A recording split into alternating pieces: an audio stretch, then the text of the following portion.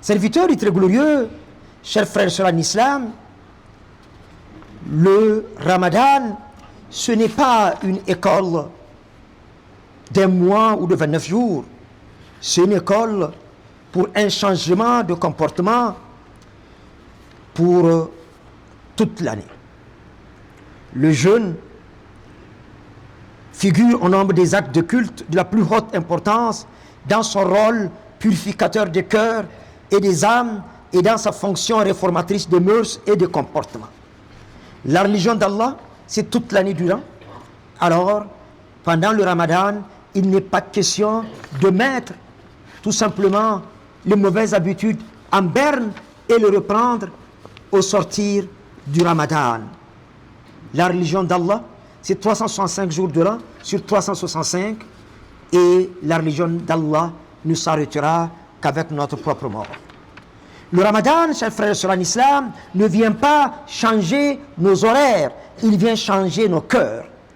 Au nombre des avantages du jeûne, il est à retenir qu'Allah fasse miséricorde, que le siyam ou le jeûne provoque et entretient la crainte révérentielle d'Allah, at-taqwa, tel qu'il est mentionné au chapitre 2 du Coran, Suratul Baqarah, verset 183.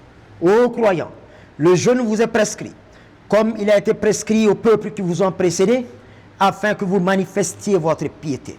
Au nombre des avantages du jeûne, il est à retenir que le siyam ou le jeûne procure un bonheur incommensurable, tout en entraînant ceux qui l'observent scrupuleusement à la pratique de la patience, de l'endurance, de la constance, leur permettant ainsi d'avoir le dessus sur leur nafs, leur ego, incitateur au mal.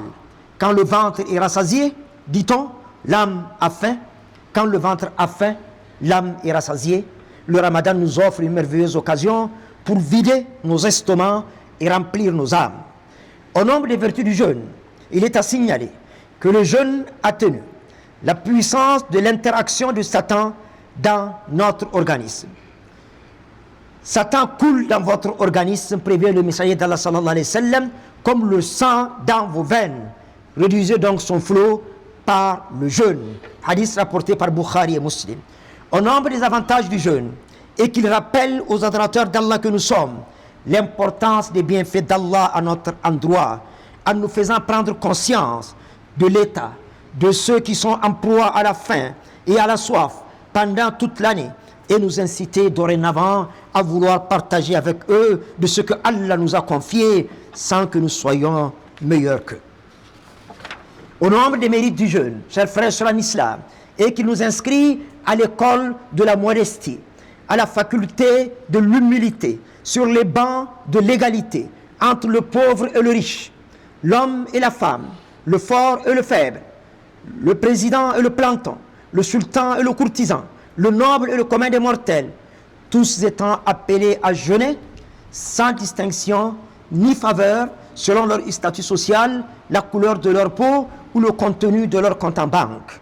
Au nombre des mérites du jeûne, et qu'il contribue efficacement à consolider l'unité de la Ummah, en jugulant les divergences de plus en plus nombreuses qui la divisent, et ce, en entrant dans le mois béni de Ramadan avec toute la communauté, sensiblement à la même heure selon les régions du globe, prenant le suhour, rompant le jeûne, priant les tarawih, recherchant les Laylatul Qadr, s'annonçant à l'itikaf, la retraite spirituelle, pour le même et unique objectif, la recherche de l'agrément d'Allah et l'accès dans un paradis où la félicité est éternelle. Au nombre des vertus du jeûne, et qu'il facilite considérablement le reste de la pratique religieuse à ceux qui l'observent dans les règles de l'art, aussi bien dans les prières dans les mosquées, pour le partage des aumônes, que pour toute autre activité d'intérêt religieux, l'engouement, la prestance et la ferveur qui les accompagnent pendant le mois béni de Ramadan et sans commune mesure que pendant tous les autres mois de l'année. N'est-ce pas que les démons sont enchaînés? Au nombre des vertus du jeûne, et qu'il procure santé et vigueur au cœur, en l'expulsant de ses démons, de ses pulsions et de ses passions, et au corps, en le débarrassant de bien nombre de maladies, par la grâce de la fontaine de toutes les sciences et de toutes les miséricordes.